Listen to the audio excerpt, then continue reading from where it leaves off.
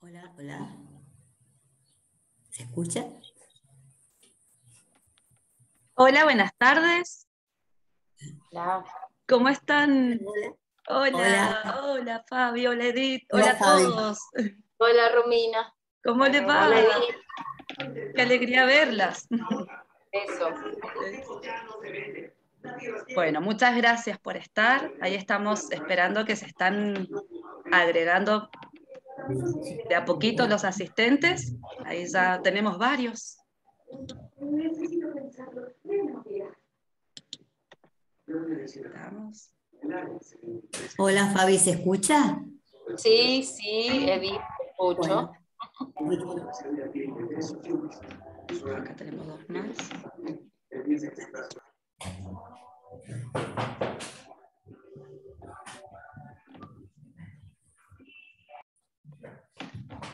Hola. Hola. Hola, ¿cómo va? Bueno, ¿cómo han estado? Bien. Muy bien. Me alegro mucho. Lindo día hoy para hacer turismo. Sí, hoy está ideal para pasear, mirar nuestras montañas. De hecho, esta mañana he visto mucha gente, incluyendo, me llamó la atención de ver gente mayor. Ajá. La ropa, la indumentaria que lleva te lo está diciendo, el sombrerito, Es verdad. caminar despacito, mirar lo que los mendocinos no miramos, alguna escritura, mirando. Exacto. No son de acá. Así es. Bueno, vamos a esperar unos minutitos que ahí vemos que están ingresando y ya arrancamos, ¿sí? Sí. Un breve periodo de tiempo y ya comenzamos. Bueno.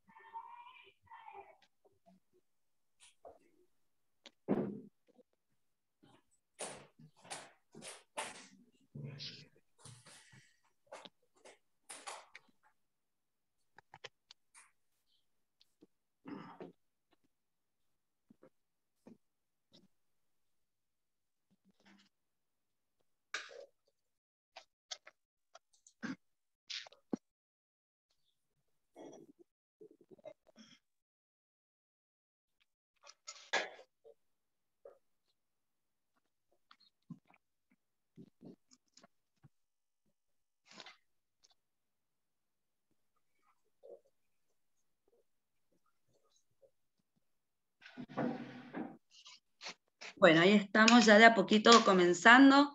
Estamos muy contentos porque hemos tenido una gran convocatoria, muchos asistentes, así que estamos muy contentos por eso. Qué bueno. Sí, Eso es muy importante. No podemos hablar previamente de eso. Es muy importante porque en el caso mío, por ejemplo, lo más importante es dejar descendencia. Qué lindo, el conocimiento que yo pude adquirir que quede para los más jóvenes. Claro. Así es que esa es la idea, ¿no? Maravilloso, ¿no? Maravilloso, sí. Y en cuanto comenzamos con la difusión, fue inmediata la respuesta que tuvimos, así que estamos muy agradecidos a todos y a ustedes especialmente por acompañarnos en esta conferencia, en este encuentro, previo a lo que es el Día del Turismo, algo que nos convoca a todos. Claro. Le voy a poner volumen. Ya lo creo. No, volumen le voy a poner. Romy, no tengo la función para compartir, o me la pones después vos. A ver, ahora lo ponemos. A ver, Fabi.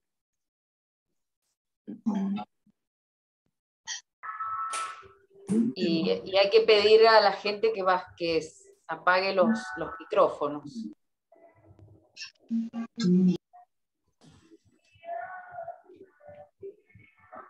Ahí pude conectarme. Buenas tardes a todos, disculpen. Ay, mira quién está ahí.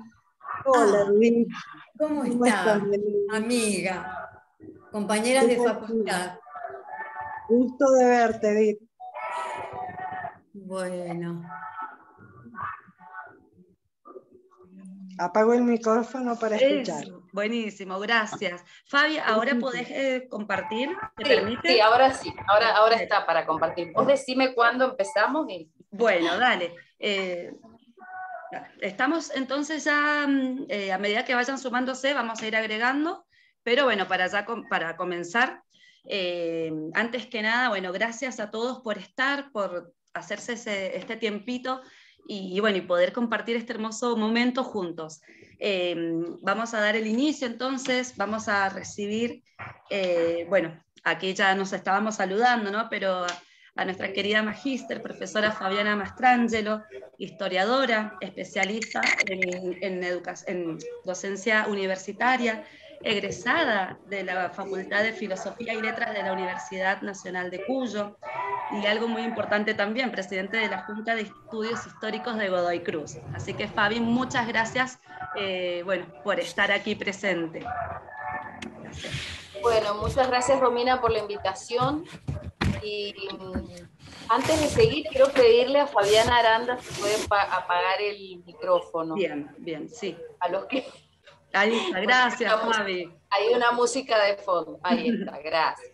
Gracias. No, que a veces uno entra y no se da cuenta que lo tiene encendido. Bueno, sí, pasa. Bueno, yo agradezco mucho esta invitación y cuando me convocó Romina, yo soy historiadora, bueno, y voy a hablar del contexto histórico, de por qué se crea el monumento y, digamos, la importancia que tiene para Mendoza desde el punto de vista conmemorativo y desde el punto de vista histórico. Invité a Edith Marsetti, que ella es guía de turismo y además tiene larga experiencia en llevar delegaciones al monumento. Entonces, la primera parte yo voy a hablar de este contexto que digo, de por qué se crea el monumento, y en la segunda parte Edith, con las imágenes que vamos a pasar, va a mostrar cómo ella, en su experiencia, como dijo, ha ido trabajando el monumento y mostrándolo a los, ya sea turistas, niños, estudiantes y los interesados.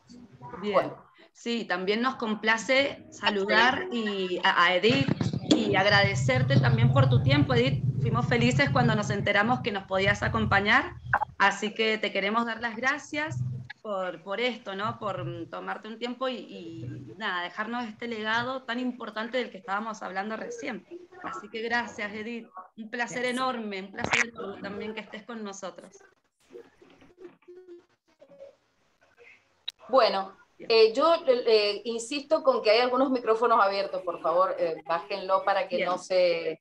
Bárbaro, eso sí, vamos a pedir eso, que para que se pueda escuchar y se aproveche bien toda la conferencia. Y un detalle, cuando llegamos aproximadamente a los 40 minutos, se nos va a cortar quizás la transmisión, les pedimos que vuelvan a ingresar con el mismo link, así podemos podemos finalizar la conferencia. Eso para todos los asistentes. Así que no se asusten si se corta. Volvemos a ingresar del mismo modo. Bueno, empezamos entonces. Ya tenemos el Cerro de la Gloria aquí adelante. Y ahora yo voy a empezar entonces con la parte histórica. ¿Por qué se decidió erigir ese monumento? Ese monumento se originó con una idea en 1888 y se concretó en 1914.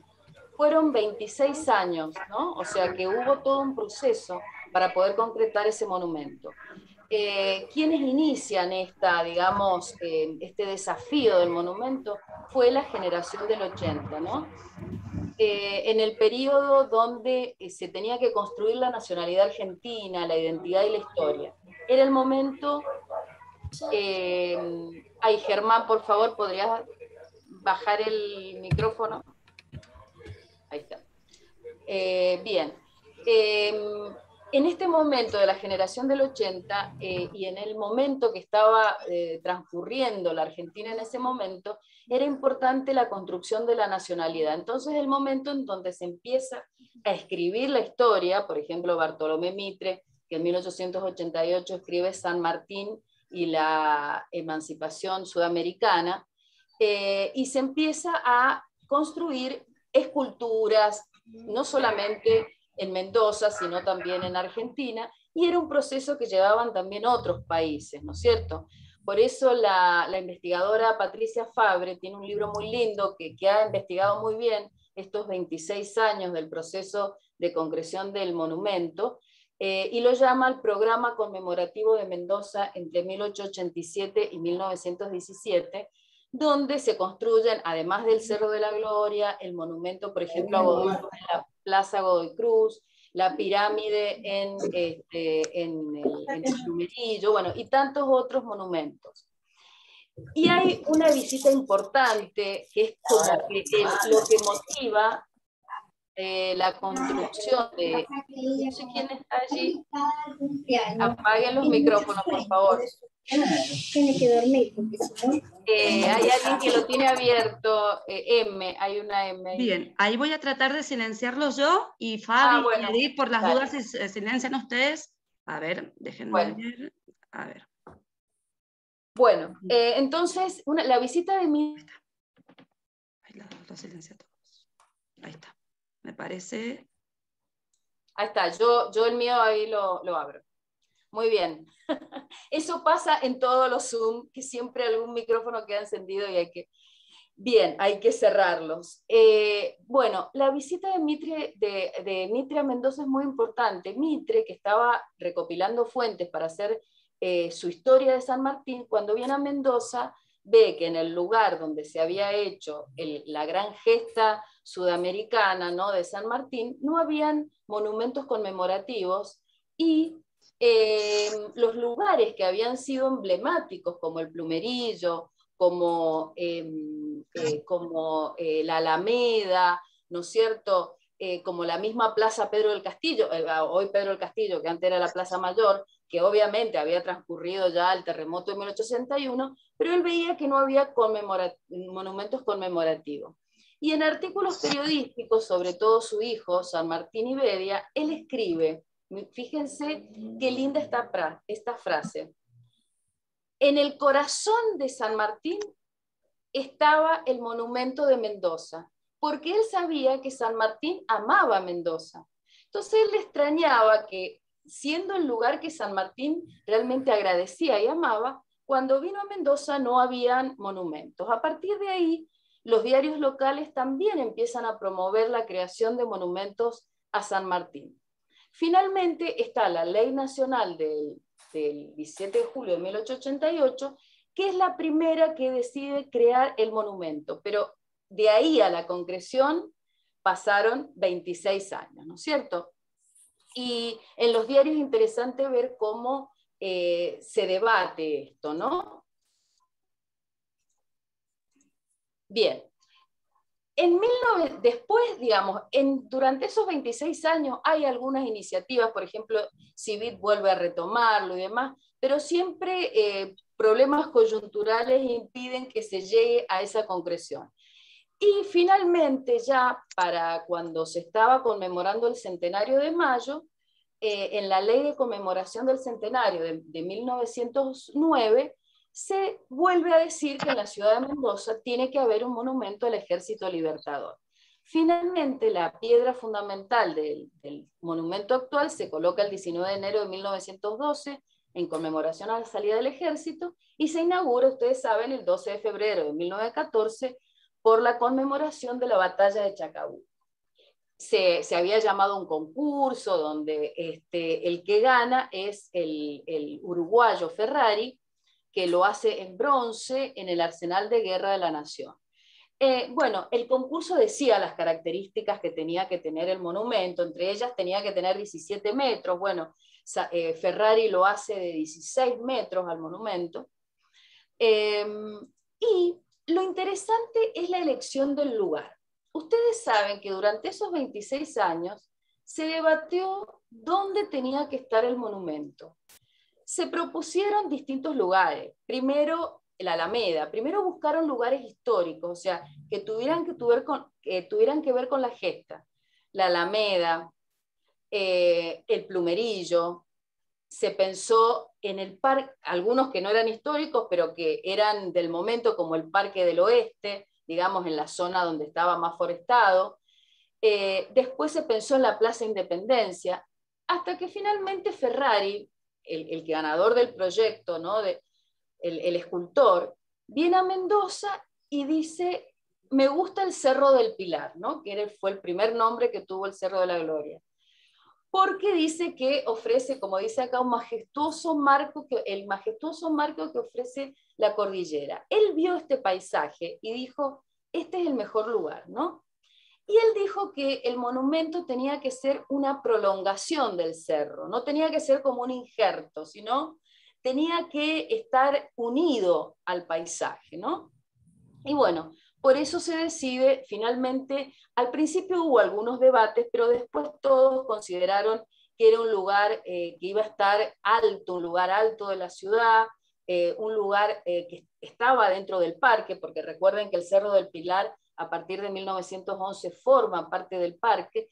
Entonces, bueno, finalmente la sociedad acepta esto. Digo la sociedad también porque Mendoza, lo que observa Mitre, así como Mitre observa que no habían monumentos conmemorativos, Mitre viene a Mendoza en 1883, les estoy diciendo, o sea que ya en 1883 veía eso. Así como Mitre observa que no hay monumentos conmemorativos, también observa que el pueblo de Mendoza tenía en su memoria y en su corazón el recuerdo de la gesta sanmartiniana, ¿no es cierto? O sea, esto es importante decirlo. Por eso fue importante, digamos, el monumento como modelo de esa ligazón de San Martín con Mendoza. El Cerro del Pilar, que fue el nombre que tenía el Cerro de la Gloria antes de que se llamara este momento, de esa forma, fue incorporado al predio del parque en 1911 y se llama Cerro de la Gloria desde el 30 de enero de 1913, ¿no? Y un tema importante que tuvieron cuando estuvieron, digamos, eligieron el cerro fue la forestación. Tuvieron que hacer una cañería desde el puesto Lima de 12 kilómetros que está al oeste. O sea, ustedes saben que Mendoza, esto es importante cuando viene gente de afuera, decirle que Mendoza es el 97% desierto y el 3% oasis. Y entonces el agua es un recurso escaso. Y el hombre ha tenido que hacer obras, desde acequias hasta diques, hasta formas de digamos, buen consumo del agua para poder vivir. Esto hay que decirlo, porque a veces el que viene de zonas que son húmedas no comprende la importancia de esto, y este pequeño detalle que para poder forestar el lugar tuvieron que hacer una cañería de 12 kilómetros. Bueno, en el Cerro de la Gloria, ya lo va a explicar bien Edith, está esta placa que recuerda al autor del monumento, que fue Ferrari, ¿no es cierto? Que era uruguayo, que muere 2 años después de haber hecho el monumento. Hay una anécdota muy linda de la esposa que le voy a pedir a Edith que la cuente después, para que veamos a veces los artistas y los escultores que no son valorados económicamente a veces en su labor. Bueno, la inauguración fue el 12 de febrero del 14, como dijimos, y fue muchísima gente. Los diarios hablan de 25.000 personas, ¿no? O sea, es muchísimo para esa época. La bandera del Ejército de los Andes la sacaron de la Casa de Gobierno hasta el monumento. Trajeron de Buenos Aires un ladrillo de la pirámide de Mayo, esa que está en la Plaza de Mayo. El gobernador de ese momento era Rufino Ortega, y el gobernador electo Francisco Álvarez. En Mendoza estábamos en el gobierno que se le llamó, Lucio Funes, el historiador Lucio Funes, le llamó oligarquía de familias. Bueno, esto, los diarios, lo que uno lee en los diarios, fue un acontecimiento para la época, bueno, de mucha concurrencia y único, porque hasta el día de hoy uno admira ese monumento. Imagínense lo que era en 1914, que no teníamos ni las construcciones, ni la arboleda, ni la forestación que hoy tenemos en Mendoza, ¿no es cierto? Entonces esto realmente era una obra ciclópea. Bien. Las escalinatas que vemos acá, recuerden que se incorporan recién en 1940. El primer, digamos, lo que se inaugura en 1912 es ese monumento que vemos allí al final con el basamento. Y es importante decir que desde 1998 es Patrimonio Cultural de la provincia por decreto de número 552, ¿no?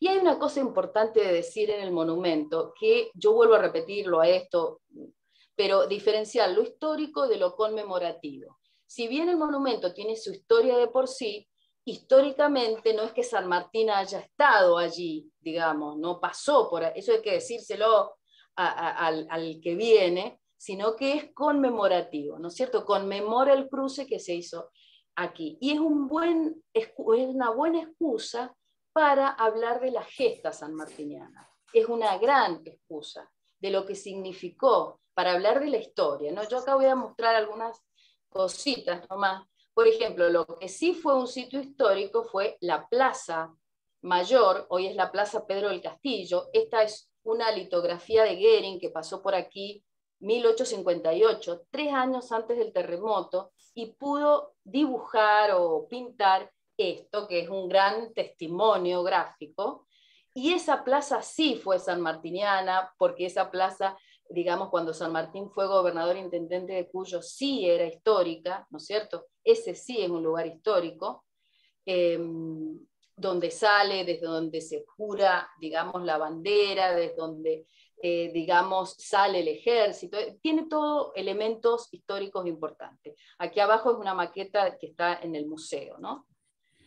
Otro elemento histórico es la Alameda, que hoy no se ve los álamos porque no hay álamos, pero en su momento era la Alameda, también es un lugar histórico, y sí digamos, allí sí San Martín paseaba con su esposa, y fue otro lugar que se pensó que se podía hacer el monumento, ¿no? También se pensó, el primer lugar que se pensó hacerlo allí en la Alameda. Este sí es un lugar histórico que, bueno, no nos vamos a detener, porque no es nuestro tema. Y otro lugar, obviamente, es el Plumerillo, ¿no? Esto hay que diferenciar lo conmemorativo de lo histórico. Esto sí, porque allí el predio era mucho, o sea, el predio del Plumerillo que usó San Martín era mucho más grande, llevaba casi hasta lo que hoy es la costanera, digamos, donde está la ruta.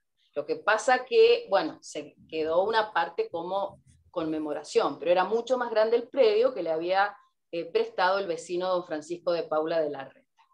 Bien.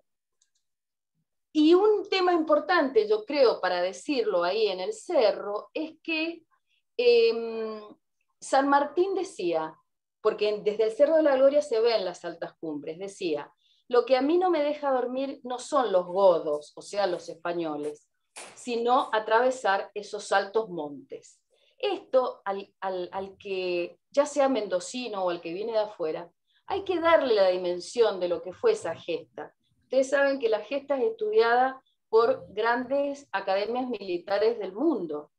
Entonces, digamos, ¿por qué requirió una precisión matemática? Como decía San Martín, un soldado se forma en el cuartel y en las matemáticas, fíjense, en el cuartel y en las matemáticas, en la disciplina del cuartel, ¿no es cierto?, y en los cálculos precisos. Así que esto hay que decirlo también cuando uno está en el Cerro de la Gloria, ¿no? Y bueno, estas son las características del cruce, porque el monumento hace alusión a esa gesta, a ese cruce, a ese San Martín con los granaderos, a ese pueblo que lo apoya, que ya lo va a explicar bien Edith, digamos, los elementos que tiene.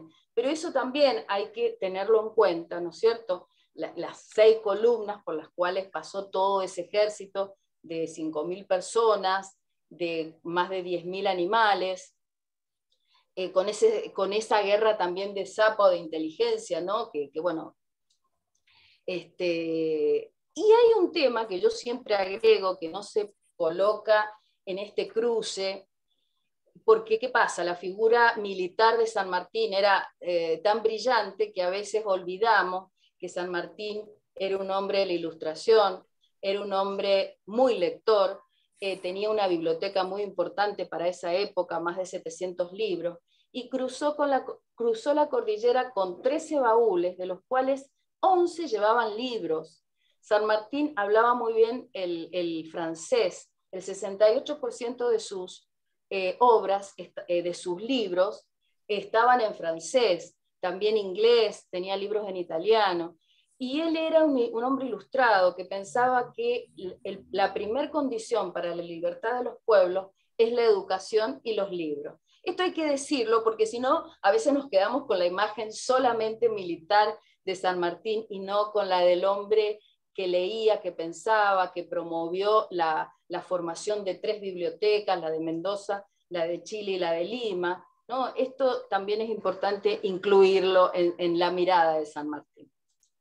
Bueno, acá es un mapa para los 3 cruces. Edith siempre dice que ella va con sus grupos y delegaciones con un mapa.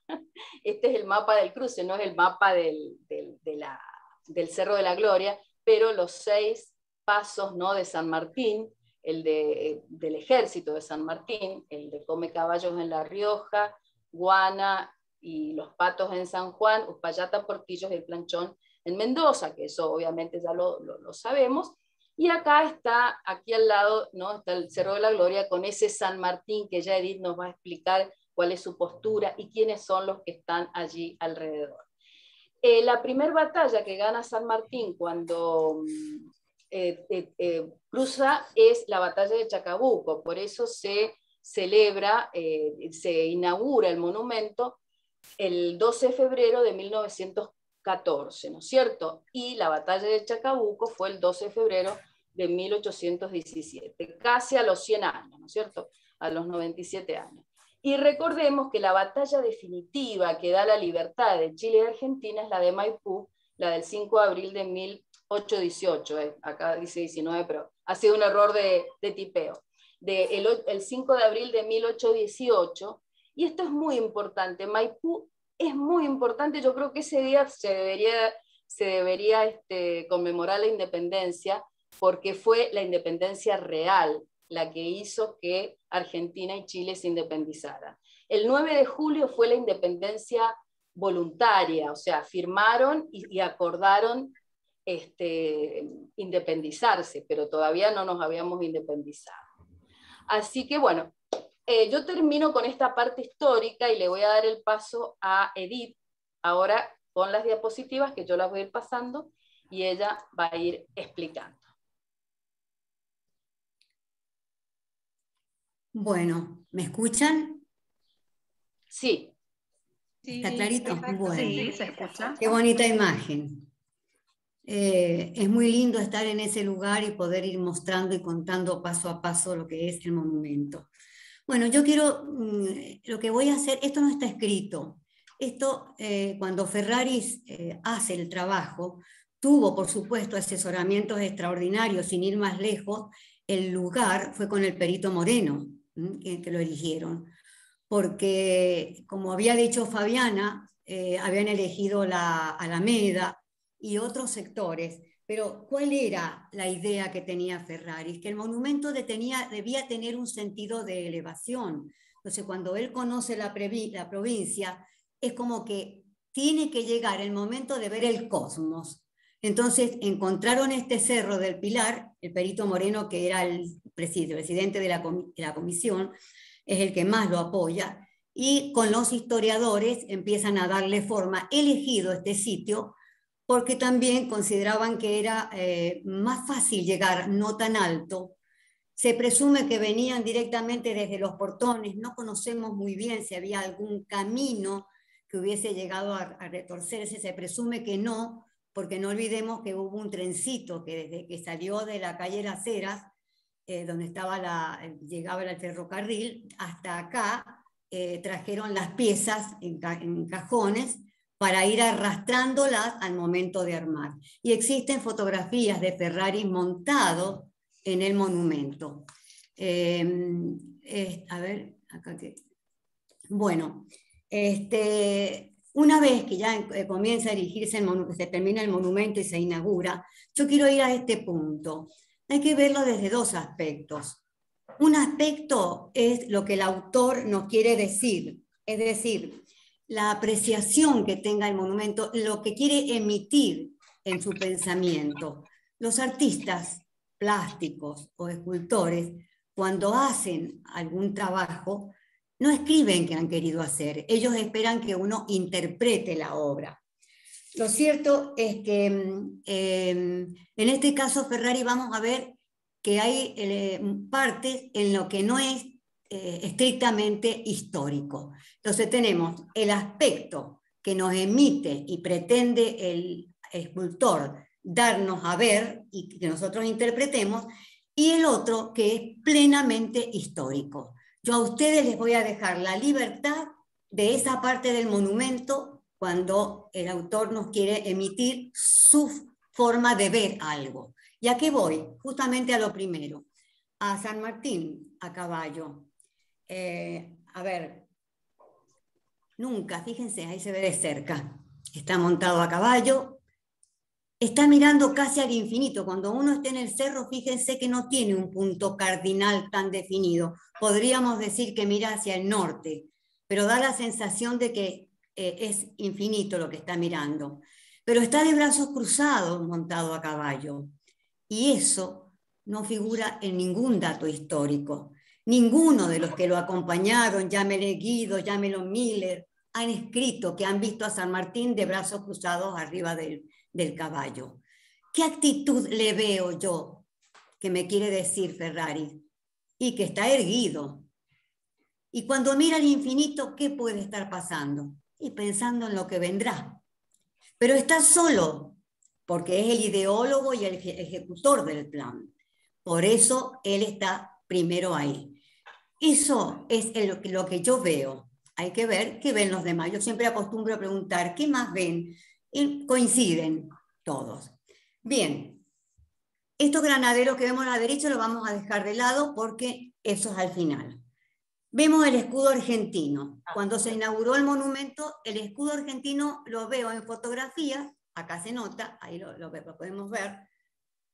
El escudo argentino no estaba. Aquí que encuentro fotografías que no aparecen. Claro, con el tiempo veo que el escudo argentino estaba puesto al oeste, porque no habían colocado los dos escudos peruanos y chilenos. ¿Y qué sucede? Cuando la gente sacaba fotografías, toma fotografía de frente.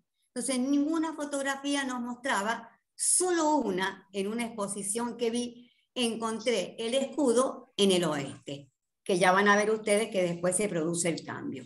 Bien, nosotros ahora, si querés, Fabiana, podemos pasar a otra figura. Vamos a la parte de la maestranza. A ver. ¿Me escuchan? Sí, sí, te escuchamos. Acá estamos. Bien. Acá, en este lugar, apegado a San Martín, si ustedes se ponen de frente a la izquierda, vemos a los granaderos en este sector. ¿Por qué los granaderos? Porque ahí empieza la tarea. San Martín solo, pero él forma el cuerpo de granaderos a caballo, que son los que identifican, digamos, la campaña libertadora, más allá del resto de los cuerpos de infantería, en fin, todas las reservas que habían. Acá hay algo muy interesante que yo he notado. Ferrari ha hecho un friso completo que mira hacia el este, de una sola escena. ¿Qué me querrá decir Ferrari con eso? Está hablando de la maestranza. ¿Y qué es la maestranza? El lugar donde se van a hacer todos los pertrechos de guerra. Porque quiero agregarles con seguridad, si uno mira los documentos para la historia libertadora, que son los documentos que están en el Archivo General de la Nación, vemos que las armas, la mayoría venían hechas, pero en la maestranza, que se ubicaba en la calle Corrientes, les digo algo el lugar como primera medida, calle Corrientes al 400, una cuadra más abajo de donde vivía San Martín con su familia. Eran todos los terrenos del doctor Argumedo y hasta la pulpería tuvieron que vaciar para ahí poder hacer la maestranza. Bien, monturas había que hacer. había que hacer cantimploras o caramañolas, como se les llama en español, le decimos caramañolas.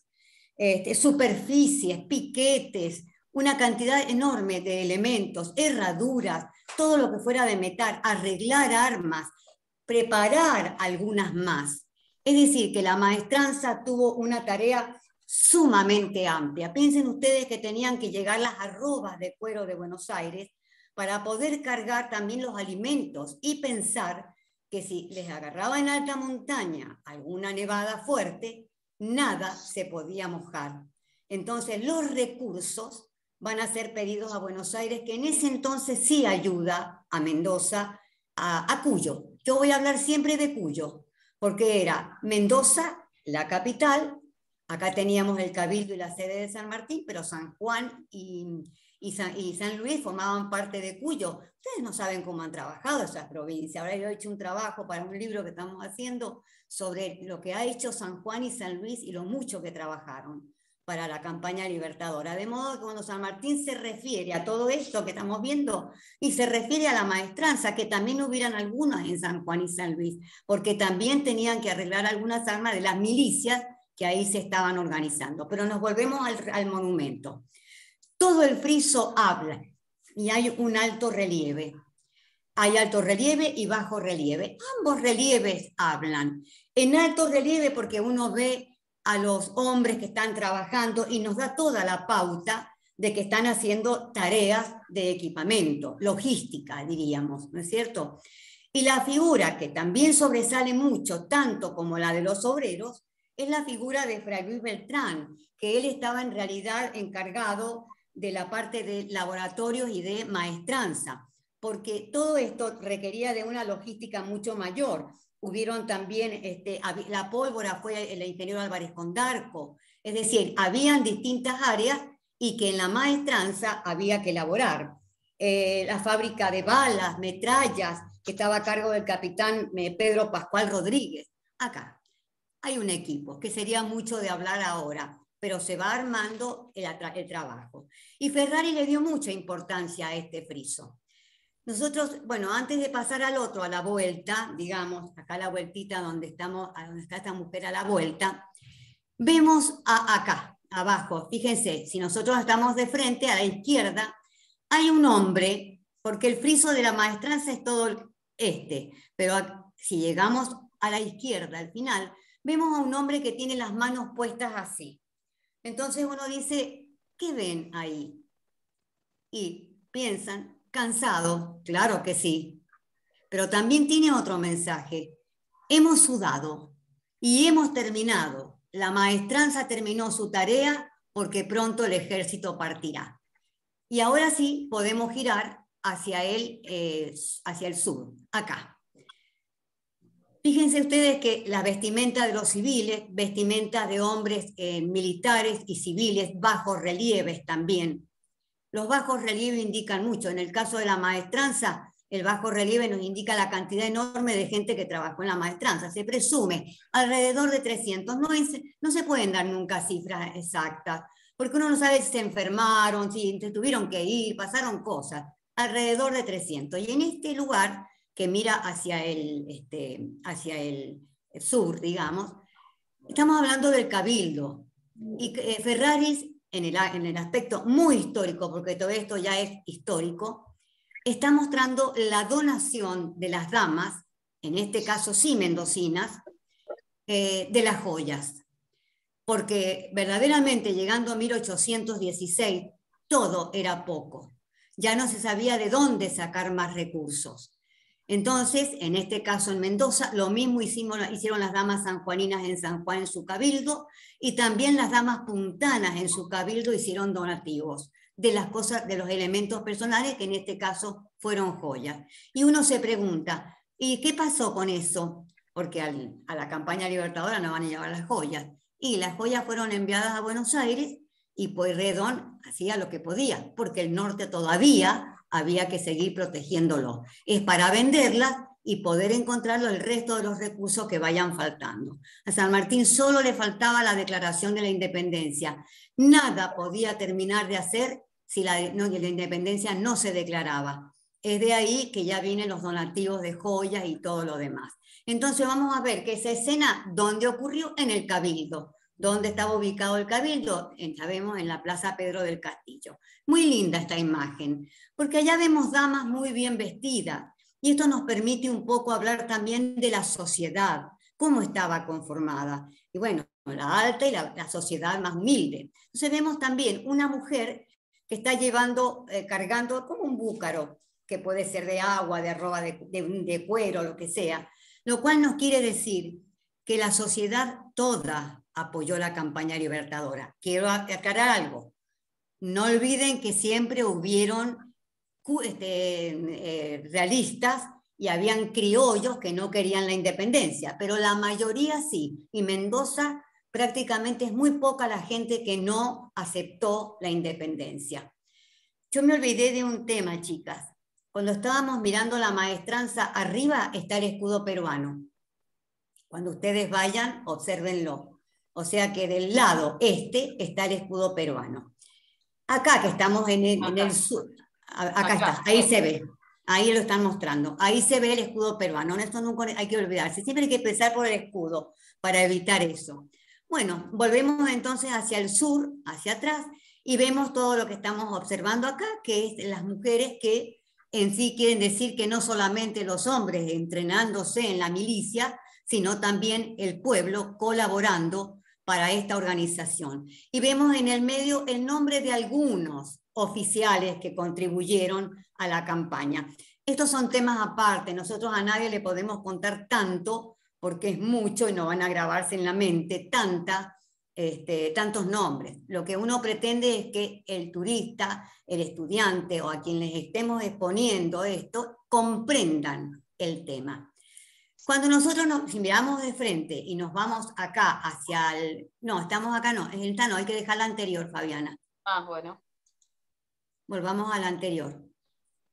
Si podés. Bueno, acá vemos a esta mujer que lleva un elemento en las manos, pero mirando, volvemos, a ver, ahí. O la anterior. Mirando de frente, miren hacia la izquierda, van a ver un soldado, pero cuando uno lo ve al monumento abajo, hay gente vestida de civil que está mostrando algo, y acá quiero sintetizar eso. Un solo friso de un solo tema que fue la maestranza, pero acá hay varias escenas, por lo menos 3. Las donaciones, el trabajo del resto de la gente que estaba en Mendoza, y en esta esquinita están preparando todos los elementos porque pronto el ejército partirá. Son las 3 facetas que nos muestra desde el lado sur, digamos, el monumento. Y ahora sí nos vamos al oeste, Fabiana, a ver. Bueno, acá vamos al oeste. Antes de que me olvide el escudo chileno, porque mira al oeste. Si no, después me olvido. Bien, Fabiana, vos que estás indicando, o no sé quién está manejando los mouse. Sí, estoy yo indicando. Bueno, andate a la derecha, bien a la derecha. Ahí. Bueno, acá está la despedida, pero generalmente yo me baso en preguntar porque lo que me interesa mucho del monumento es que la gente lo interpreta, porque a veces si uno solo habla, no se les graba. Que aprendan la observación, que es lo único que nos puede ayudar a entender lo que estamos viendo. Y cuando uno mira desde esa esquina, yo les pregunto, supongamos, los chicos de 6º grado o los turistas convencionales mayores o cualquiera, ¿qué ven en esa esquina? Y se quedan mirando un ratito y se besan. Ah, hay alguien que leva un pañuelo. Oh, y hay alguien que levanta a un niño. ¿Qué sugiere Ferraris ahí? Que se están yendo, que es la despedida. Entonces Ferrari nos permite interpretar la despedida del pueblo a sus hombres que se van. Y ahora viene también otro tema muy valioso. Acá también diríamos que hay 3 escenas para ver. La despedida y los animales, que es lo que está en muy alto relieve. Fíjense que los bueyes, porque caballo hemos visto en todas partes, en todos lados, están los bueyes. ¿Cuál es la función del buey? Bueno, arrastrar las cureñas. La cureña es la base donde va el cañón, porque una mula no aguanta un peso de esa naturaleza, que puede redondear los 500 kilos, no sé, aproximadamente, o más, o menos, no sé. Pero también la mula la podemos ver, la mula de carga y la mula de ensillar. La mula, ¿por qué es elegida hasta el día de hoy? Porque es el único animal que resiste la altura. No tiene mal de altura o soroche, como se lo conocía en aquel momento. De modo tal que era muy necesario, y además la mula tiene una particularidad. Cuando presiente un peligro no avanza. Por eso a veces había que cruzarnos, no, acá no hay río caudaloso, pero algo que presentía un precipicio y la mula se atranca. Por eso hay un dicho que dice más terco que una mula, que viene de esto, porque se queda ahí y no avanza la mula. Bueno, y los bueyes, que son los que les permitió entonces llevar la carga mayor. Yo no sé, Fabiana, si nos podremos correr más hacia la izquierda, no sé si el monumento nos daba. Sí, nos da. ¿Se alcanzará a ver, Fabiana, a Pedro Sosa? No se alcanzaba en la foto esta que teníamos. Ay, en la foto no se alcanzó. No. Bueno, yo se los voy a mencionar, porque dije que acá había 3 escenas, la despedida, los animales, pero acá vemos bajo relieve. Ese bajo relieve, el bajo relieve que está mostrando Fabiana ahí, lo vamos a dejar para el final. ¿Por qué? Porque hacia el costado vamos a ver un alto relieve que es la figura de el tropero Sosa. Don Pedro Sosa. ¿No es este?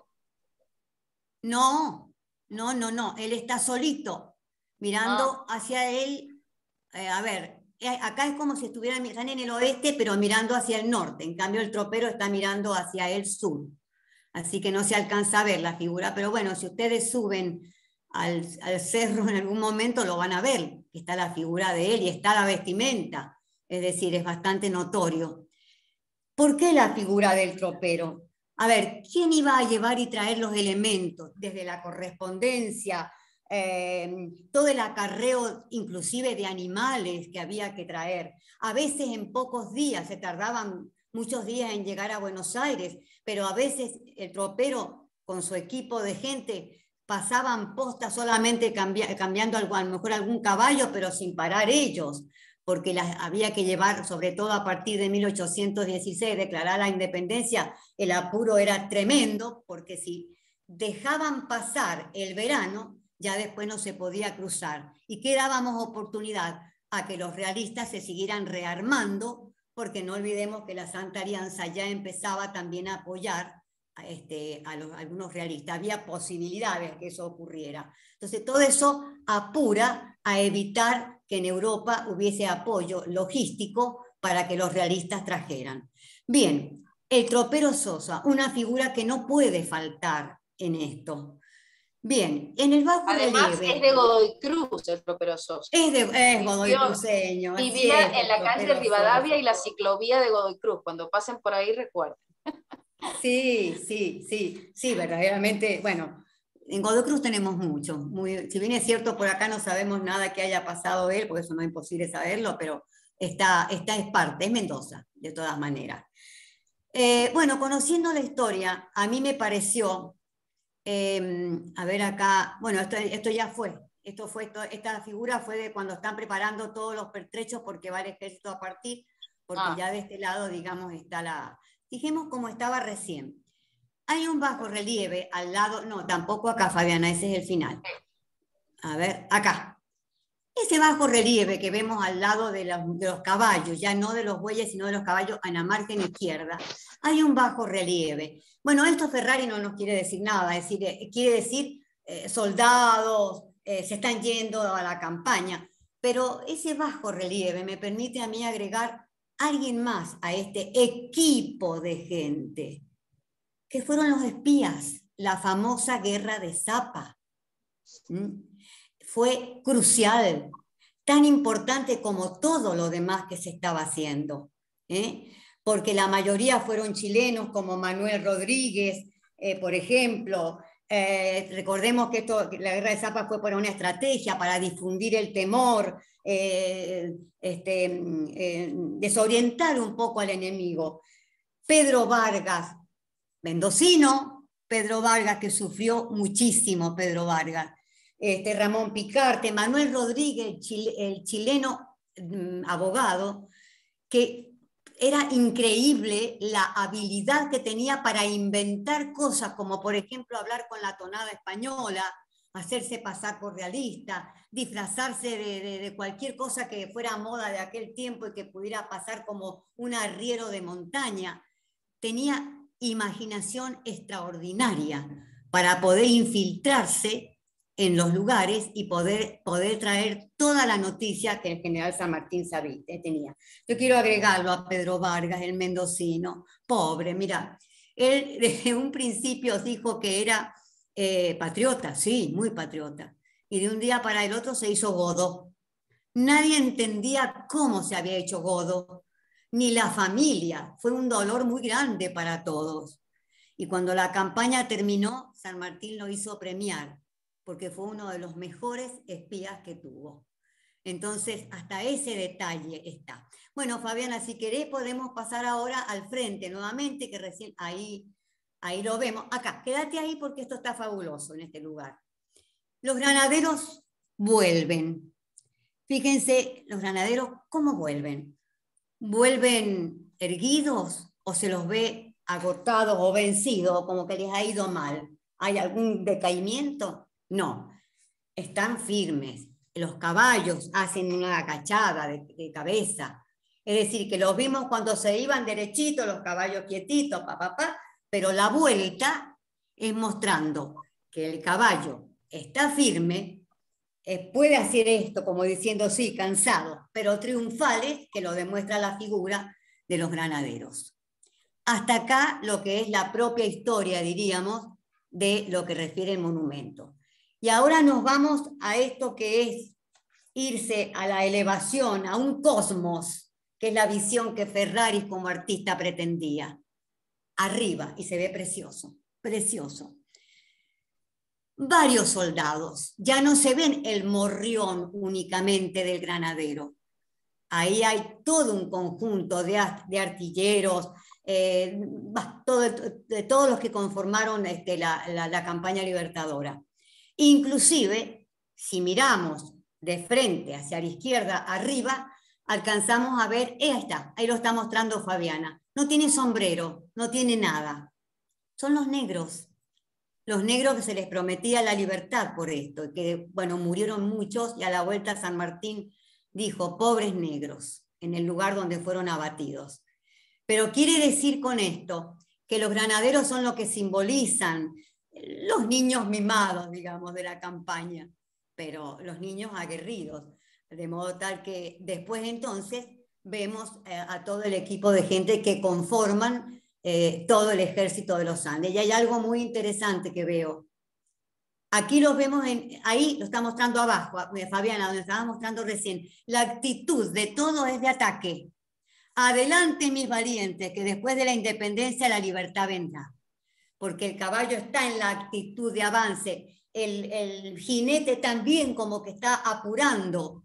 Es decir, la batalla nos permite decir que la ganamos y la demuestra con una mujer alada rompiendo las cadenas que simbolizan la libertad. Años después se agregó más abajo el cóndor, porque es el ave que vuela más alto, es de los Andes, nos pertenece y simboliza la libertad. Pero no fue agregado en el tiempo de Ferraris. De esto podemos hablar mucho más, porque uno puede de acá de este modo sacar las partes y explayarnos en lo que a mí me dan ganas. A ver, si me pongo a buscar libros, saco montones de cosas que en la cabeza uno tiene. Yo lo único que les puedo decir con mi edad, ¿qué voy a decirla? Yo tengo 75, pero aún puedo seguir trabajando. Pero lo que más me importa es dejar descendencia en todo este conocimiento que he podido adquirir. Y fundamentalmente pedirles algo a todos ustedes, a las chicas que están en esto, si van a ser guías de turismo, si van a tener. A todos nos va a pasar, le puede pasar a un don médico, le puede pasar a cualquier profesional como a un obrero. No saber un tema, porque hay miles de cosas que se preguntan y por ahí uno se queda medio como pensando. Siempre es preferible decir, miren, no lo conozco, pero usted me está dando la pauta de permitirme ir al documento que me acredite la verdad histórica. Entonces, eso es lo que he hecho en estos años, que ya son como 10 o más, que hago, digamos, bueno, hago mucho tipo de turismo, además de varias áreas, pero es muy convocante y las escuelas que vienen de todo el país, yo trabajo con Salta, Tucumán, Córdoba, piden mucho sobre San Martín. Es que decir, venir a Mendoza es ver a San Martín en toda su plenitud. Y Mendoza tiene mucho para ofrecerle. Pueden hacer cualquier pregunta que deseen. Yo no sé si se me quedó algo en el tintero, pero pueden preguntar. Estaba hablando. ¿Viviana? No. Bueno, maravillosa la exposición, increíble, en verdad poder traer todos estos conocimientos, compartirlos, profundizar. Gracias, y también la pasión con la que han transmitido todo esto es asombroso. Realmente muchas gracias. Quiero decirte algo. ¿Sí? Pueden recurrir a instituciones valiosas, la Junta de Estudios Históricos de Capital, a la filial Godoy Cruz de la Junta de Estudios Históricos, las asociaciones sanmartinianas de Mendoza poseen el Archivo General de la provincia, poseen documentos que hoy por hoy es muy fácil llegar, de modo que procuren siempre antes de inventar algo, que es lo que no sirve, tratar de ir a la veracidad histórica y recurrir a estos sitios que les puedo asegurar, y Fabiana sabe, la remamos, porque acá no hay una cuestión económica, es pasión, porque, bueno, ¿a quién no le apasiona la libertad de medio continente, por ejemplo? ¿No? Bueno, muy bien. ¿Está bien? Hola, buenas tardes. Edith, muchísimas gracias. Muchísimas gracias, Fabiana. Eliana habla por aquí. Desde Eliana, bueno. Ahí te vemos.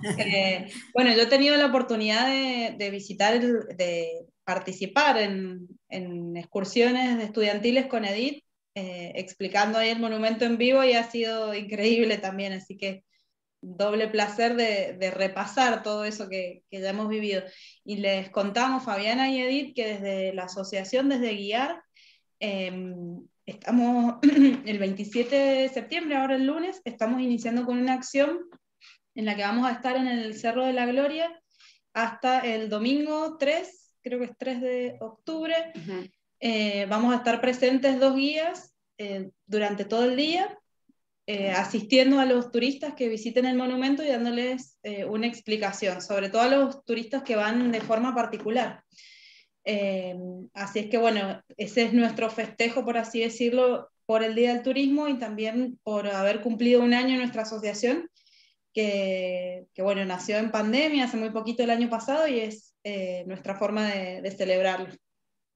¿Sos de Alvear? ¿Es de Alvear ella? ¿Yo? Sí, de la asociación de Alvear. No, Guiar es el nombre de la asociación. Guiar. Ajá. Guiar. Ajá. Asociación de Guías Profesionales de Turismo, Excursiones y Afines. Así es el nombre de la asociación. Así muy que, bien. Bueno,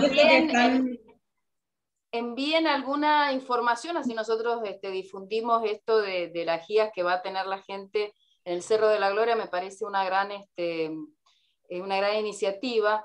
Y de paso los invitamos también desde la Junta de Estudio Histórico de Godoy Cruz y desde la Municipalidad de Godoy Cruz, que el 6 y 7 de octubre vamos a dictar una jornada virtual, que ya es una tradición, la jornada virtual Mendoza, Godoy Cruz y la Gesta Sanmartiniana, es con puntaje de la Dirección General de Escuelas, y están de invitados también en la jornada el licenciado Juan Marcelo Calabria y la doctora Liliana Girini. Así que bueno, eso es una invitación para el 6 y 7 de octubre, y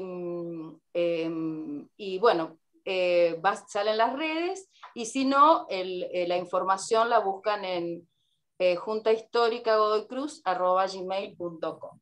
Se los digo porque Romina siempre me dice que le diga las actividades de historia que hacemos, y digo, me lo anoté porque digo, me voy a olvidar de invitarlos a esa jornada. Y son súper recomendables, muy, muy importantes y muy ricos en cuanto a información, son súper recomendables, así que para que los que estén interesados puedan asistir. Sí, aparte las hemos dado porque la pide la gente. Este año es la tercera vez que la damos porque pedían otros horarios, la gente que no la pudo hacer la otra vez. Así que bueno, están invitados y después vamos a hacer recorridos históricos por Godoy Cruz. Godoy Cruz es un lugar poco conocido porque no está tanto en la oferta turística, pero creo que tiene mucho potencial porque está muy cerca de la ciudad. Así que bueno, también después a través de Romina les vamos a mandar la información. Bien. Muy bien. Perfecto. Buenísimo. Tenemos algunas preguntas. Bueno. Asistentes. Preguntan. Lorena pregunta, ¿qué significa el escudo nacional con una sola rama de laurel? Eso no lo conocemos. No lo conocemos. Miren, yo lo he visto en la fotografía única, cuando estaba hacia el lado oeste, que estaba así. No le conocemos el significado porque no figura en ningún documento ni nadie ha hablado o ha escrito una idea de que por qué un solo laurel. Así es que ahí estamos desconociendo cuál ha sido la idea que han tenido de un solo laurel. Yo al menos hasta hoy no he tenido el conocimiento de por qué. Es cierto, son detalles que muchas veces la gente suele preguntar y uno no sabe. Recuerdo que una vez me dice una señora, ¿se lo habrán robado? Es claro, Lo que cuando pasa empezó la que- ola de robos de bronces, ¿no? Que Lo que sabemos, pasa que ahí está también la creación del artista. de artista, claro. Claro, así porque yo creo que esto es un ejemplo para darse cuenta que hay que diferenciar lo conmemorativo de lo histórico. Claro, Uno claro. como conmemoración puede crear y hacer, por eso Edith, algunas Volar la cosas decía, bueno, imaginación. ¿qué habrá querido Ferrari hacer? Bueno, eso está en la imaginación quizá del que está mirando. Pero ¿Puedo decir algo? Sí, sí. Perdón, disculpen, Claudia habla. ¿Cómo están? Muy interesante lo que han dicho, buenísimo, les agradezco mucho. Yo tengo entendido que los faltantes de cada escudo tienen que ver con el final de la campaña libertadora, con lo que no se pudo lograr, que fue la unificación de América, perdón que estoy con un poco de bronquitis, la unificación de América en un solo país. Entonces fue como un final truncado, digamos. Entonces quedó la división de los 3 lugares, Argentina, Chile, Perú, pero faltó esto, que era el objetivo final de la campaña libertadora, que era unificar a Sudamérica excepto Brasil. Obviamente. Eso puede ser factible. Pero eso está en un documento. Eso lo tengo entendido, lo he escuchado, O sea, alguien en algún momento aparentemente lo leyó, pero ahí bueno. vamos al punto. Pero puede ser, ¿por qué no? No está mala la idea. ¿Se lo dan digo cuenta porque eso es lo que yo cómo nos escuché. puede orientar? Eso habría que, yo como historiadora digo que hay que fundamentarlo históricamente, claro. O sea, con algún documento que diga eso. Esa idea está en muchos historiadores, hasta yo misma lo digo, al que le faltó la otra parte de la unidad, digamos. Esa es una idea que circula mucho cuando uno termina de hablar de la campaña sanmartiniana. Puede haber sido eso, sí, pero me parece que falta la fundamentación.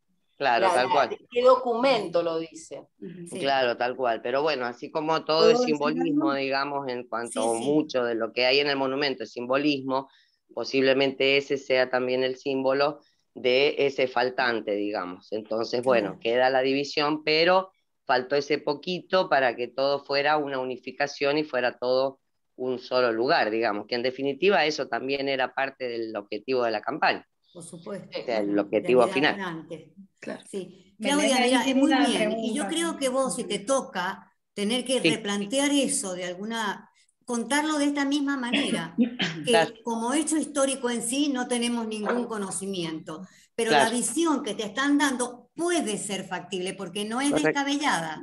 Exacto. Cualquier otra cosa que diga que es un golazo uno se va a dar cuenta, ¿no es cierto? Claro, claro. Pero esto no. Así que podés decirlo, sí, porque volvemos a lo mismo, la interpretación de el mensaje que nos van a dar y que a veces no figura escrito. Pero no es descabellado, pero sí aclaratorio a quien se lo vayas a dar. Claro, eso porque sí. posiblemente haya alguien que lo pregunte también, Por sea, supuesto porque que sí, cada escudo tiene una cosita que falta, porque bueno, ¿cuál sería entonces? Me voy a acordar de un detalle. Me olvidaba que este detalle que como no se ven tan claritos se me escapan a mí así mentalmente. donde está el escudo peruano, hay un ancla. Sí. Y una vez me preguntaron, una señora también hace mucho, y en una charla que di aquí en Godoy Cruz, me preguntaron, ¿por qué un ancla? Y yo me quedé pensando, porque me dice el señor, pero el ancla es para los buques, los barcos. Ajá. Claro. Bueno, claro, el ancla era lo que había, que se podía utilizar como, a ver, se le denomina piquete, y en la jerga militar violet le llaman, que es para apretar así y poder trepar o subir algo. Entonces, claro, el anclaje es porque es un hierro que se clava en el mar, pero acá también se clava en la montaña. Es decir, si uno va a comprar ahora equipamiento de alta montaña, le tenemos que pedir. Yo les pregunté a los que venden, ¿cómo le llaman hoy a eso? Claro, claro. O violet, claro, que es el ancla. Entonces el ancla cumplía esa función. Y también, por ejemplo, comercio. Perdón si te digo algo, que se podría interpretar también como la campaña al Perú, o sea, la parte peruana, digamos, de la campaña, si querés se también, hizo a través de un barco. Si querés, o sea, también, pero ¿sabés por qué te digo lo de navegando. recién? Porque figura en los documentos para la historia, claro, del Libertador. Claro, en uno de los tomos, figura. Claro, San Martín le pide, por favor, anclas. Entonces, perfecto, ahí sí figura. También podés decirlo, ¿cómo no? Si cabe. Por supuesto que cabe, pero como estamos en un monumento que es de Mendoza y es preparativo de la campaña libertadora hacia Chile, en sí, no hacia el Perú, aunque esté el escudo peruano, pero no está la actividad que hoy me tocó dar, justamente una charla sobre Miraflores y las conferencias que tuvieron San Martín en Perú. Pero aquí en este caso es nada más que el escudo. La referencia del monumento es relacionado a los preparativos y la partida del ejército. Hasta ahí nada más llega. Tal cual, pero les puedo decir, en cualquier momento, no lo tengo anotado acá. A ver, son 30 y tantos tomos de la historia para el Libertador. No puedo decirle cuál es porque no lo tengo anotado a mano. Pero si no, se puede ubicar en estas instituciones que recién mencioné, pedir esas historias, buscar la fecha aproximada, es fácil, y van a ver ustedes como, inclusive acá en el Archivo General de la provincia, manden esto, manden, pido anclajes también en otro lado. Por eso el ancla figura como uno de los elementos, más que nada, para la subida a la montaña. Yo lo encontré en los documentos para la historia del Libertador. Acá en el chat hay algunas ideas interesantes. Por ejemplo, Noelia Rosales dice, y si el artista demostró con los faltantes o un escudo a medio terminar por los caídos en batalla de los países, dice. Y otra, dice Mauricio, dice, como opina Claudia, uno a veces escucha de un guía a otro del ancla, tenía el símbolo de que los mandaron de Buenos Aires para ser derretidas y hacer armas, que fue donación de la Fuerza Naval, no formal y no documentado. Yo particularmente creo que hay que hablar de versiones, cuando hay una versión que dice tal cosa, cuando no está fundamentada. Claro. Y soy de la idea de no difundir cosas que no están documentadas. Como historiadora lo tengo que decir, porque me ha pasado con muchos guías que digo, ay, yo no saben que yo soy historiador, y digo, ay, pero mira lo que está diciendo. Entonces, yo soy de la idea de documentar eso, digamos, si está en una fuente. Por ejemplo, hay un libro lindo de Patricia Fabre, Deudas históricas y reparaciones escultóricas, que editado por Edium, que habla de todo este proceso del monumento al Cerro de la Gloria, ¿no? Que bueno, que me parece que está bueno, digamos, informarse con eso. O sea, yo creo que, porque los guías de turismo son tan importantes, si ustedes supieran lo importantes que son para el que aprende historia, y después, cuando uno toma a esa persona con un error, después la gente se queda con eso. La gente se queda con eso como válido, porque la experiencia turística es muy fuerte, está la emoción. Entonces el conocimiento se apropia de otra manera, que diferente al que uno da en el aula, por ejemplo. ¿No es cierto? Entonces, bueno, eso quería agregar, que para mí hay que poner versión. Muy bien. Una versión. Pido la palabra. Belén, sí, Belén, adelante. Belén. Hace bastantes años atrás, yo tuve a un grupo de estudiantes de 15, 16 años, que venían en viaje de estudio. Venían con profesores muy mayores. Cuando llegó el momento de hablar del monumento, noté que el profesor miraba con atención lo que yo decía sobre cada una de las partes. Me dijo que los escudos colocados allí, que le dije que habían sido colocados con posterioridad, entonces no eran parte del monumento original, me dijo, ¿sabés qué es? Son los escudos antiguos de cada uno de los países. Yo me fijé en varios libros y realmente me convencí que así era. Así es. Porque, o sea, por eso nuestro escudo no tiene la rama de laurel alrededor, ni el sol naciente, que es lo que logramos después de la independencia. También el escudo peruano, por ejemplo, tiene una parte que corona sobre el costado, la otra no. Cuando voy en la actualidad, ambos, o sea, son con ramas totalmente rodeadas en la parte de abajo. Y el escudo de Chile le falta el huemul y el cóndor, que es lo que tienen actualmente. Entonces él me comentó que esos escudos que están allí colocados son los escudos que, digamos, reinaban o se utilizaban en la época antes de la libertad de todos los países. Entonces, miré en las fotos antiguas y realmente era así. Entonces, me convenció de que podía hacer eso. No sé si puede que esté equivocada o no, pero Belén, es lo que yo comento cuando visito y señalo el Cerro de la Gloria. Porque no es que lo haya encontrado en ningún documento, pero sí lo he encontrado en fotos de los escudos antiguos. Entonces, es un documento de todas maneras. Claro, y por eso quería comentárselos a todos, porque yo estoy convencida de que es eso, porque lo busqué y si alguno se toma el trabajo de hacerlo, se va a dar cuenta que es así. O sea, durante el reinado de los españoles, ¿no es cierto? Durante la época en que estaban los españoles, en cada uno de los territorios utilizaban esos escudos que están hoy en el Monumento de la Gloria. Y por supuesto que los actuales son los que tenemos cada uno de los países luego de haber sido liberados. Entonces, quería hacer ese aporte por si sirve. Quizás Pero vos con mayor autoridad, Edith, me puedas ayudar. El escudo es el que aprobó la Asamblea del año 13. Claro, ahí estamos a ese punto, porque el escudo argentino no tiene tanta modificación. En cambio, los otros sí. Los otros tienen algunas cosas que tienen que ver antes del tiempo independentista. Después se van provocando cambios cuando ya estaban seguros de que la libertad estaba. Pero mientras tanto es toda una problemática enorme. Pongámonos en el lugar de aquel tiempo, en el tiempo. Aprovechando esta oportunidad, quería preguntar eso, que ustedes son máster en todo esto y quería saber si podía seguir diciéndolo. Sí, Belén. Aparte, perdónenme que les diga, Belén la conocí en la facultad y es brillante. Después nos hemos encontrado infinidad de veces en tantos años por la calle las dos, y Belén es una de las... hay un grupito de chicas y unos varones que he conocido que son brillantes en sus exposiciones. Jamás.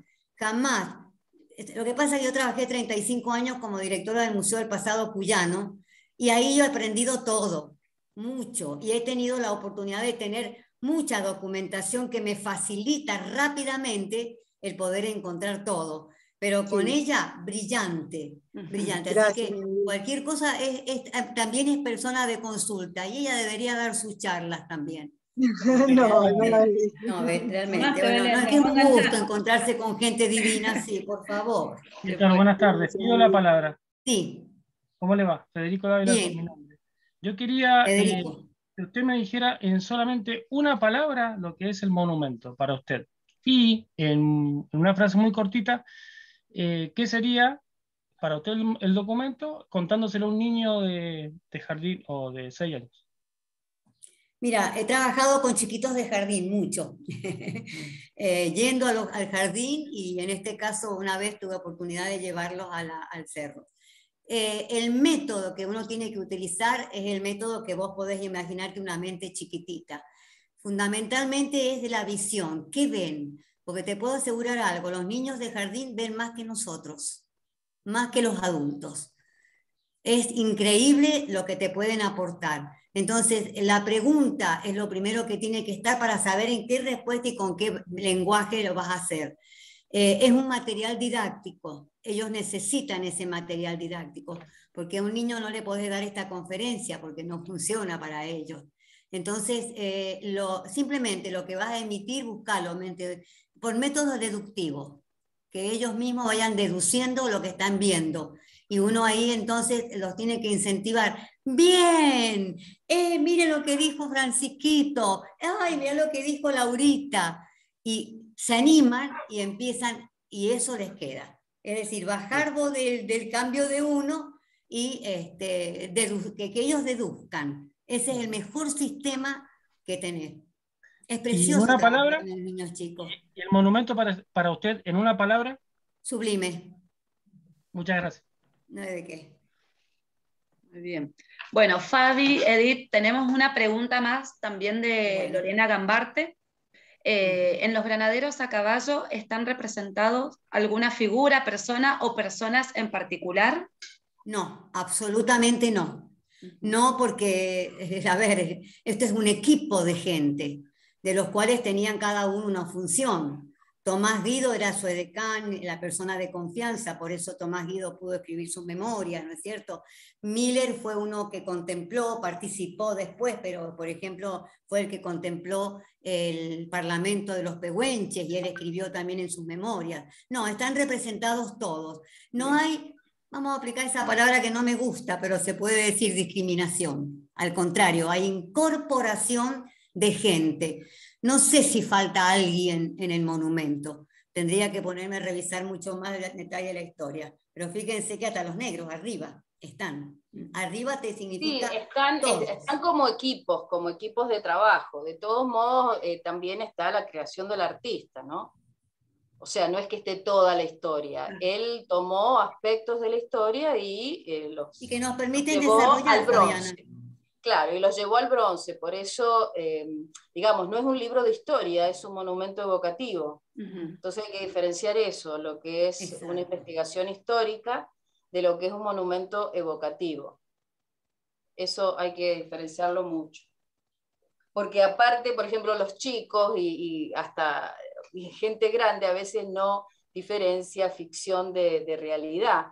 Entonces uno tiene que decir que esto es un monumento evocativo, que el artista tuvo su libertad de, digamos, esculpir lo que le pareció adecuado y lo que él leyó e interpretó de la campaña, por supuesto, ¿no? Tal cual. Tal cual. Bueno, no sé, invitamos a alguien más si tiene alguna otra duda, consulta, algo que quiera aportar, pueden hacerlo, nos levantan la manito o activan su audio y este es el momento para sacarnos esa duda que quizás tengan por ahí. Romina, yo quiero hacerte una pregunta. Esto lo estás grabando vos, ¿no es cierto? Sí, lo estamos grabando. Bien.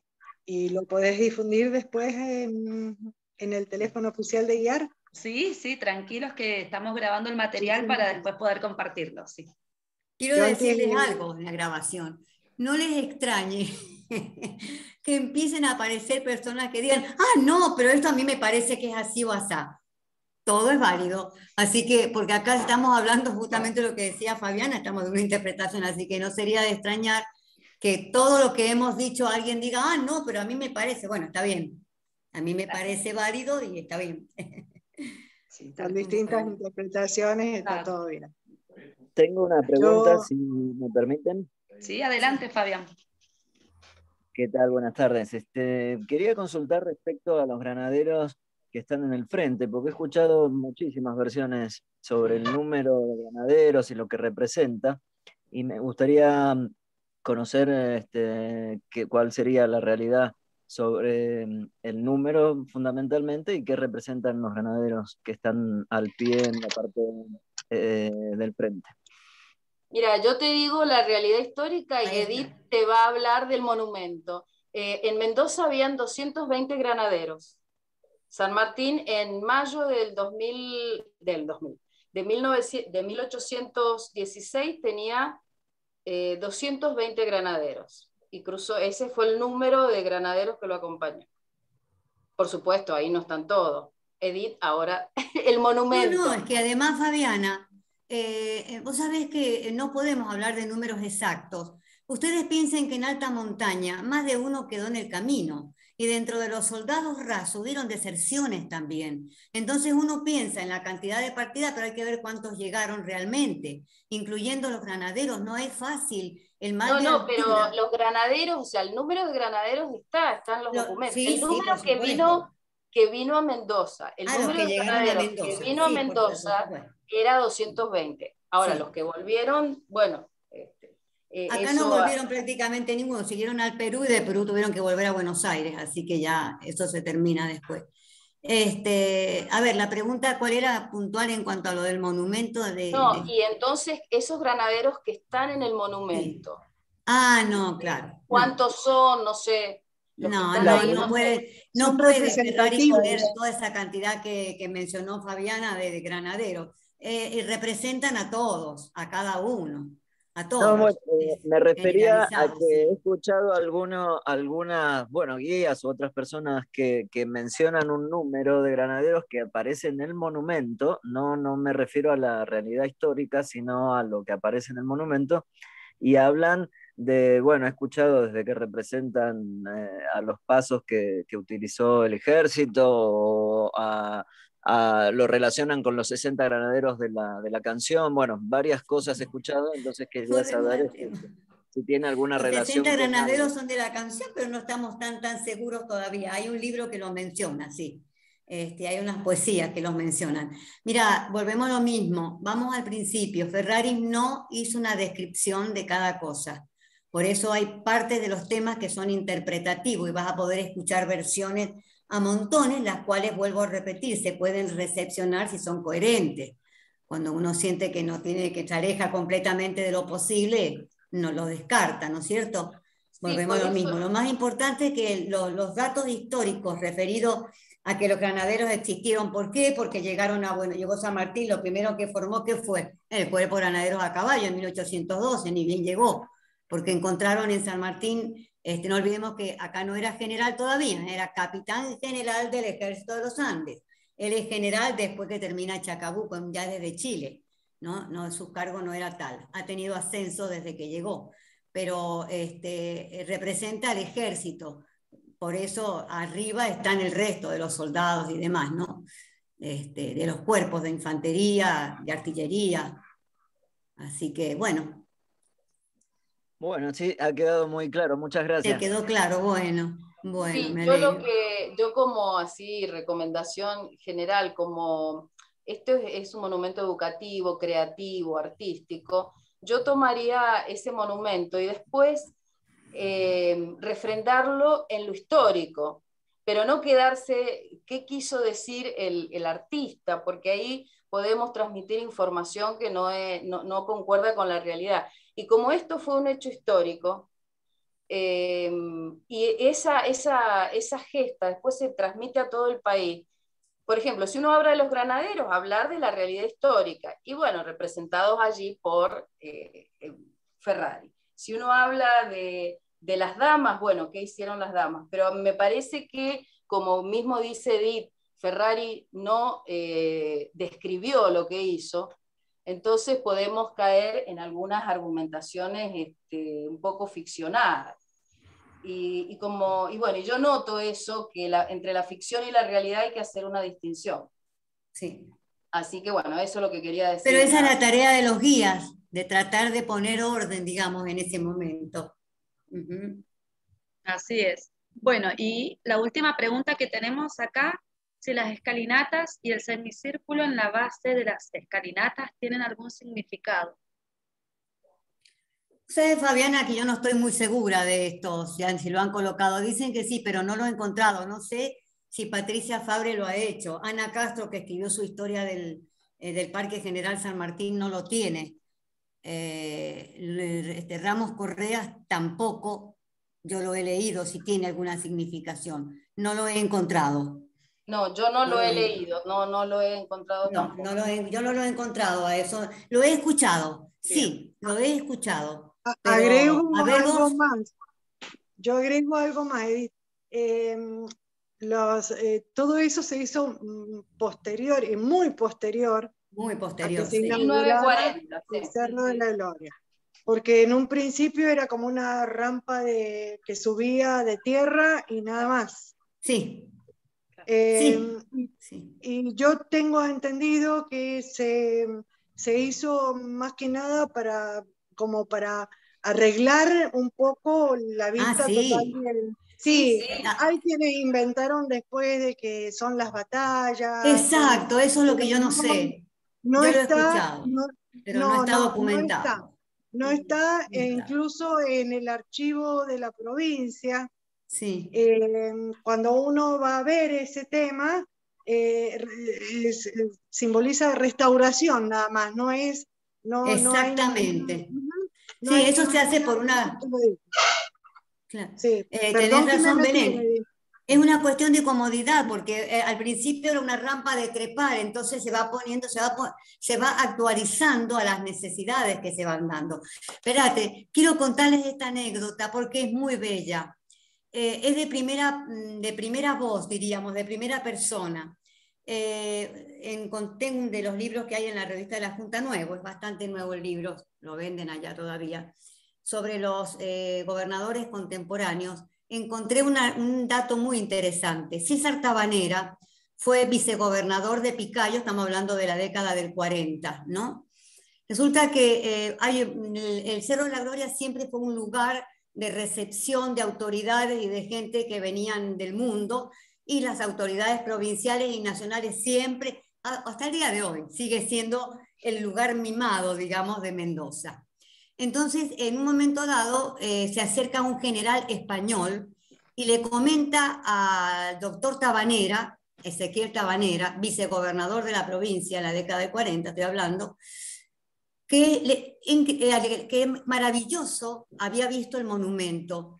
Y le comentó que estaba dolido porque conoció a la viuda de Juan Manuel Ferraris, que vivía en Uruguay y que vivía de una manera indigente. Entonces el doctor Picayo, gobernador, lo escuchó y dijo, le contó Tabanera a Picayo, que este general le había dicho conocer a la esposa de Juan Manuel Ferrari, que no conocía el monumento y que vivía en Uruguay de manera indigente. ¿Qué hizo Picayo y Tabanera? La fueron a buscar a Uruguay, la trajeron, y cuando bajó en el monumento y lo vio, se desmayó. Y luego el gobierno provincial le dio una pensión vitalicia. Eso está contado en primera persona por Ezequiel Tabanera, vicegobernador de la provincia, porque es una vivencia de él. Cuéntenlo, porque es verdad. Lo vivió una persona y lo escribió. Así que está documentado a esto. Perfecto. Sí, está en una revista de la Junta de Estudios Históricos de Mendoza. Claro, una acción que corresponde, lógico. Lo que hizo él lo podemos apreciar todos nosotros ahora y no darle algo, la verdad que no quedaba muy bien, pero excelente. Excelente. Una cosa que yo quería preguntar, disculpen, cuando se inauguró el monumento, había una placa hacia la derecha, mirando el monumento de frente, que fue la placa de inauguración, si no me equivoco. Cuando se hicieron las remodelaciones y demás, yo no sé si esa placa la pusieron en algún otro lugar o directamente ya no está. Mira, yo con la pandemia, desde la cuarentena, no he vuelto a subir al cerro. Te hablo de hace mucho. Te hablo de hace mucho. En el plaquetario abajo está todo.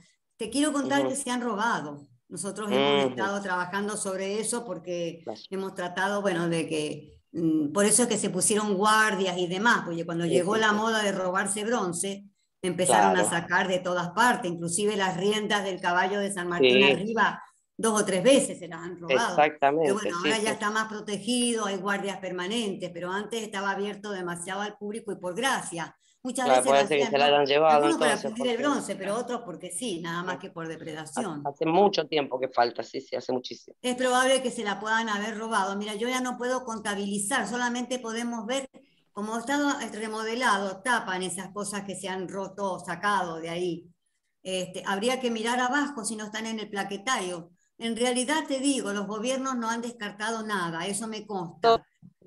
Todas las placas que se han ido colocando que son de distintas instituciones que rinden homenajes. Hoy no podemos hacer nada en bronce, como ustedes verán en las calles están en el piso, porque con la calle Corrientes, cuando la municipalidad puso los carteles, los garabateaban con aerosoles.